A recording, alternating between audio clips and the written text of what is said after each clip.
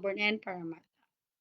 So for typical food expense, so here I will show you the $25 a day meal. So if you like pizza, you can order at www.pizzahut.com.au. For your food, Uber Eats, pwede din po tayo.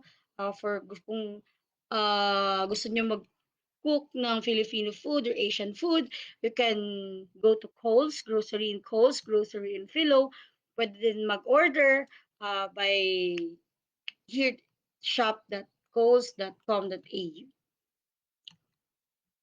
So for typical job for students, so make a big impact with our professional slide. So for student, fit siya sa student visa holder is housekeeper, jobs in barista, jobs in grocery, so yung childcare. So yung housekeeper, tsaka yung barista, tsaka childcare, you can search it on the www.seek.com.au housekeeper jobs in Sydney. So ditong mga link na to yung www.seek.com, you can search a job here that fit as a student visa holder for jobs in grocery.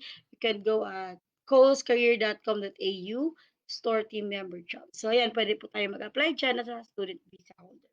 For professional naman, once you are given a full-time working permit, you can look for a job in your profession like office staff, temping, bookkeeping, network engineer, and assistant in nursing. So once you are given a full-time working permit, pwede na po tayo maghanap ng job na fit siya sa ating professions. So, for unlimited work rights, so nag-end na po siya nung June 30, so sayang di pa tayo nakahabol. Pero siguro by next year, may bababa na naman na memo yung Australian government. Malay natin, bumalik ulit yung unrestricted work rights or unlimited work rights ng isang student visa holder. So, you must have sufficient funds. So, ano po ba yung sufficient funds? So, dito sa ating sa portal ng immigration na online natin na ating account is dito kailangan lang natin ipakita sa immigration na kaya nating sustentuhan ang ating sarili sa total period ng na pag-stay natin sa Australia. Like, uh, here is the all applicants in this application confirm that they each have access to sufficient funds to support themselves for the total period of stay in Australia and understand that further evidence of funds will also be requested. So, dito is halimbawa yung nag-sponsor sa pag-aaral natin is like our parent. So, ilalagay natin dito is relationship to the applicant is parent, funding type, di ba yan? Then, ilalagay natin yung value in Australian dollars. So, like this, yung magkano yung nakalaan na pera sa atin for the total period of stay sa Australia is like $10,000. So, ilalagay lang natin. So, walang hinihinging like ibang documents. Just, you need to put you have a sufficient funds.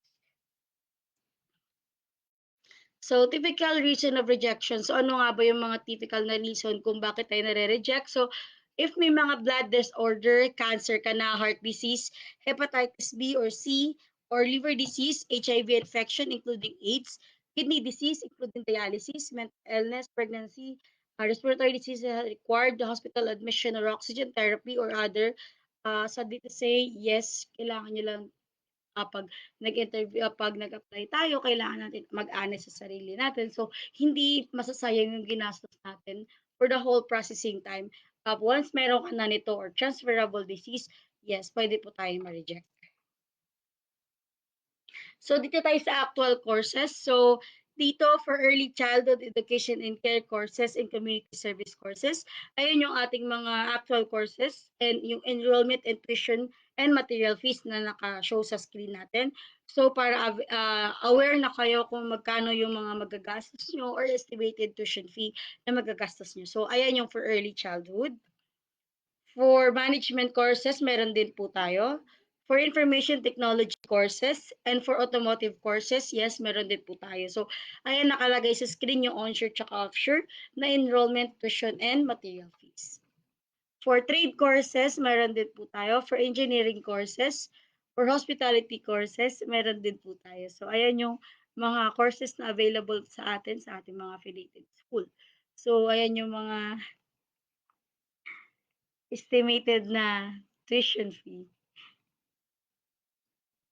So for course start date, yung pinaka-earliest intake for next year is January 29, 2024, April 22, July 15 and October 8 yung last intake for 2024. So, earliest intake is January, second intake is April, third intake is July 15, and the last intake for the 2024 is October 8. So, ayan yung mga available or course start date ng intake natin. So, pag gusto nyo by earliest intake January, kailangan nyo na mag-process this month or before January. So, estimated tuition fee natin or estimated fee na mga magagastos natin, just add 10% buffer only. For, so, dito is just an estimated lang. So, ito yung ating estimated na fees is for school tuition fee is $4,230. Enrollment fee is $300. School material fee is $500. Visa application fee is $640. Medical fee is $350. OSHC is $1,200. For biometrics is $25. So the total fees or the total of magagastos natin is $7,245. So sa peso, it's 253,550 pesos. Yung estimated fees na magagastos natin. So dito, how to earn almost 1 million in just 5 months. So ito is based sa $35 per hour and work 40 hours a week. So if you're earning $35 per hour and work 40 hours a week, you get 1,400 a week salary. So ayan guys, in just 5 months mo lang sa Australia, you earn almost 1 million pesos. So pag couple ka naman or couple kayo na pupunta ng Australia, biruin mo yung dalawa kayo, in just 5 months, you earn almost 2 million. Based pa din siya sa $35 per hour and work 40 hours a week. So for application process, these are the steps that the student undergo but not limited. So step 1, sign the agreement or the contract. Sign upon signing contract, kaya yung engagement fee papasok po dyan.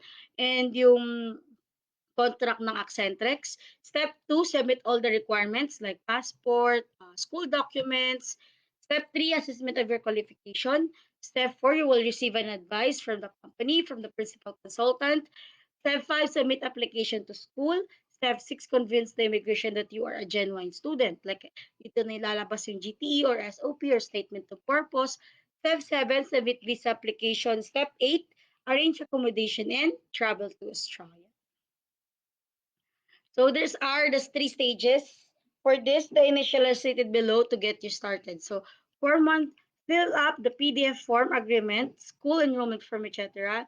Submit all the required documents, pay the enrollment fee directly to school, pay the tuition fee, and apply for a visa immigration.